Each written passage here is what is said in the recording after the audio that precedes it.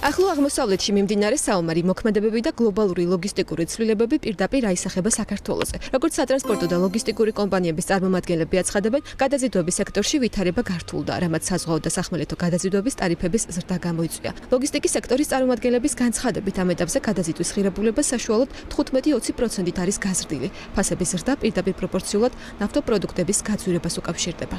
მდგომარეობა სამწუხაროდ რთულია, თან გამომდინარე, რომ ახლოს არის ჩვენ რეგიონთან, გარდა ამისა, მოგეხსენებათ, დუბაი არის ერთ-ერთი საკვანძო ლოგისტიკური ჰაბი, სადაც ხდებოდა თვითების გადანაწილება, მათ შორის შავი ზღვის მიმართულებითაც. ამჟამად გაძვირებული გვაქვს საკმაოდ საზღვაო გადაზიდვები, კონკრეტულად ყველაზე ესე ვთქვათ, ინტენსიური მიმართულება ჩინეთი და ასევე ევროპის მიმართულებიდან და უკრაინის მიმართულებიდანაც გვაქვს გაძვირება სახეს. მიუხედავად იმისა, რომ ახლო აღმოსავლეთში არსებულ კონფლიქტს შესაძლოა მოკლევადიანი ეფექტი ჰქონდეს, გრძელვადიან პერსპექტივაში შუადერეფნის წარმატება ინფრასტრუქტურის განვითარებაზე, ეფექტიანობის ზრდასა და გადაზიდვის დროის შემცირებაზე იქნება დამოკიდებული. დარგის წარმომადგენლების განმარტებით, სექტორი ამჟამად კრიტიკული დატვირთვის რეჟიმში მუშაობს. ფოთის ნავსადგურში ჩვენ ვიცით ცნობილი, რომ საკონტეინერო სიმძლავრე თითქმის გაჯერებულია. ფოთის ნავსადგური ცდილობს შიდა რეზერვებით გარკვეული სიმძლავრეების შექმნას და ახალ რეალობის წინაშე ვდგებით, რომ შესაძლებელია ახლო მომავალში საომარი ბატალიების შედეგად დამატებითმა საკონტეინერო ნაკადმა მოიყაროს ფოთის ნავსადგურში. საქართველოს ამ ყველაფერს უნდა შეხვდეს მზად. ჩვენთან არ უნდა ფერხდებოდეს ტვირთები, მაქსიმალურად ტვირთგამტანურნარიანობა უნდა გაიზარდოს და ჩვენ უნდა ვიყოთ ყველა ასპექტში მორგებული იმ საჭიროებებს, რა საჭიროებების დღესდღეობით, როგორც ქვეყანაში, ასევე რეგიონში, ზოგადად მსოფლიოში ლოჯისტიკის მიმართულებით არსებობს. შუადერეფნის საკითხის გააქტიურების შემდეგ ლოგისტიკური ბიზნესიდან ლოგისტიკურ ცენტრებსა და სასაწყობე ფართებზე მოთხოვნა გაიზარდა. მსხვილი გადამზიდავების ნაწილი ამბობს, რომ ბაზარზე იყო დეფიციტი, რის გამოც არსებული დეფიციტის საპასუხოდ კერძო სექტორის გარკვეული ნაწილი მსხვილ ინვესტიციებს ახორციელებს. თუმცა მაღალი კლასის სასაწყობე ფართები დეფიციტში რჩება. ლოგისტიკური სექტორის წარმომადგენლების განცხადებით, მაღალი კლასის ლოგისტიკური ცენტრების მოსაწყობად და სასაწყობე სისტემების განსავითარებლად ნიშა ჯერ კიდევ აუთვისებელია. ჩვენ გქონდა დეფიციტი და დავიწყეთ ჩვენივე ძალისხმევით მაგის აღმოფხვრა. A-კლასის საწყობებს ფლობთ და ვაშენებთ. წელს უკვე ავალთ 50,000 კვადრატულ მეტრზე თბილისში შემოვლის გზაზე და შემდგომ 2 წელიწადზე გაწერილი გეგმა გვაქვს გავიდეთ 100,000. მოთხოვნა იზრდება ამ ბაზარზე, რაც იმას ნიშნავს, რომ საქართველოსთვის ძალიან მნიშვნელოვანია ეს ინდუსტრია.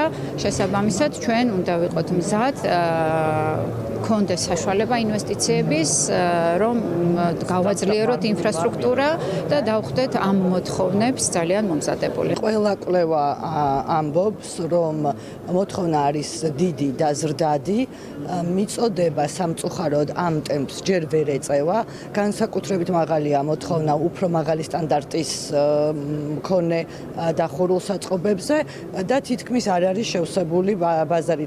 ფაქტიურად თითქმის თავისუფალი არის ისევ ამ ეგრეთ წოდებული 3PL მომსახურების გამწევი ობიექტები. ლოგისტიკის სექტორის წარმომადგენლებს ფორუმზე თავი ლოგისტიკის საერთაშორისო გამოფენა მოუყარა. ორდღიანი ფორუმი და გამოფენა TBC-ის მხარდაჭერით უკვე მეორედ ჩატარდა. კონფერენციის ორგანიზატორები ექსპო ჯორჯია და საკონსულტაციო კომპანია SAVI არიან. ლოგისტიკის გამოფენა და ფორუმი არის ძირითადი ღონისძიება, ძირითადი პლატფორმა ლოგისტიკის ინდუსტრიისთვის და სწორედ აქ ხდება ყველა ისეთი საკითხის იდენტიფიცირება და გაჟღერება, რომელიც აწუხებს ინდუსტრიას, ასევე ყველა იმ საკითხის პოტენციალიც არსებობს საქართველოში ამ მიმართულებით, თუმცა სულ პოტენციალზე საუბარიც წლიდან წლამდე, რა თქმა უნდა, არაფერს არ გვარგებს, საჭიროა რაღაც კონკრეტული ქმედითი ნაბიჯების გადადგმა. ჩვენთვის როგორც ბიზნეს ნომერ პირველი პარტნიორი ძალიან მნიშვნელოვანია მსგავსი ასე ვთქვათ ფორუმების ხარდაჭერა, რადგან მიგვაჩნია, რომ ასეთი ტიპის შეკრებები მნიშვნელოვნად ავითარებს სექტორს. სწრაფი დინამიური ზრდის ფონზე TBC-ის პორტფელის და დაკრედიტებაც მნიშვნელოვნად იზრდება. ბოლოს 3 წლის განმავლობაში ჩვენმა ზრდა ამ სექტორში შეადგინა 74% და რა თქმა უნდა მოლოდინები კიდევ უფრო უკეთესი არის. ვინაიდან და რადგანაც პირველი წლის შემდგომ ჩვენ მეორე წელსაც დავგეგმით ასე ვთქვათ აღნიშნული ღონისძიება და ასე წარმატებით მიმდინარეობს ეს ყველაფერი, ეს არის გამოძახილი და ეს არის პირდაპირ მიუთითებს მოთხოვნაზე და მიუთითებს იმაზე, რომ სექტორის მიმართ ინტერესი საკმაოდ დიდია. საერთაშორისო გამოფენისა და ფორუმის მიზანი სტრატეგიულად მნიშვნელოვანი სექტორის მხარდაჭერა და განვითარებაა. ორდღიან ფორუმზე სექტორისთვის ისეთი მნიშვნელოვანი საკითხები განიხილეს, როგორებიცაა შუა კორიდორის სტრატეგიული მნიშვნელობა, ზანგეზურის მარშრუტის განვითარება, სექტორის გამოწვევები და ინვესტიციების მოზიდვის შესაძლებლობები. მოგვეცა საშუალება დარგში მომუშავე ექსპერტებს, რომ გაგვეცნო გლობალურ ბაზარზე მომუშავე კომპანიების სტრატეგია, ტაქტიკა განვითარების გზები, ჩვენი მხრივ ჩვენს გაუზიარეთ აზრები და შესაძლებელია რომ ეს მიმართულებები კიდე გაგრძელდეს და გაღმავდეს. ძალიან კარგი ინიციატივა, იმიტომ რომ როგორც ტურიზმი და ღვინო არის საქართველოს თქვათ სავიზიტო ბარათი, ასევე ლოგისტიკა არის საქართველოს სავიზიტო ბარათი გეოპოლიტიკური მდგომარეობიდან გამომდინარე. თითო აგური დღეს შენდება ამ მიმართულებით და იმედი გვაქვს, რომ ესეთი ფორუმები ძალიან გააქტიურებს ამ მიმართულებას.